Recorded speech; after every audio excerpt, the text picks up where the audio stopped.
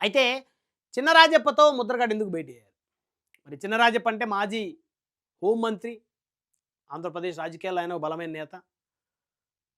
2014 నుంచి వరుసగా టీడీపీ నుంచి ఎమ్మెల్యేగా గెలుస్తూ వచ్చారు. పెద్దాపురం నియోజకవర్గం నుంచి. ప్రస్తుతం ఆయన ఎమ్మెల్యేగా అధికార పార్టీ ఎమ్మెల్యే, టీడీపీ ఎమ్మెల్యేగా ప్రాతినిధ్యం వహిస్తా ఉన్నారు.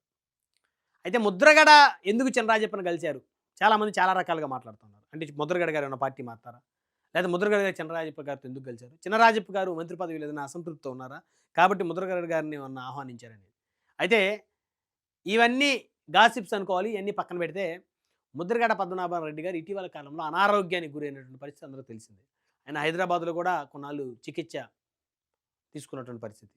అయితే ఆ తరుణంలో ముద్రగడ పద్మనాభం గారిని పరామర్శించడానికి చినరాజప్ప గారు, ముద్రగడ పద్మనాభం గారు ఉన్నటువంటి హాస్పిటల్‌కి వెళ్ళటం, అక్కడ వైద్యుల సలహా మేరకు ప్రస్తుతం ఆయన డిస్టర్బ్ చేయకూడదని చెప్పడంతోటి చినరాజప్ప గారు తిరిగి వెళ్ళిపోవటం జరిగింది.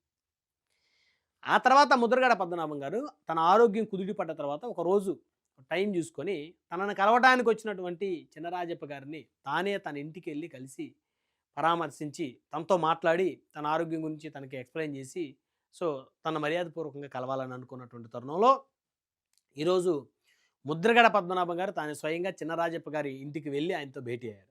ఇది రాజకీయ పరమైనటువంటి భేటీ కాదని చెప్పుకోవాలి. రాజకీయంగా ఈ భేటీకి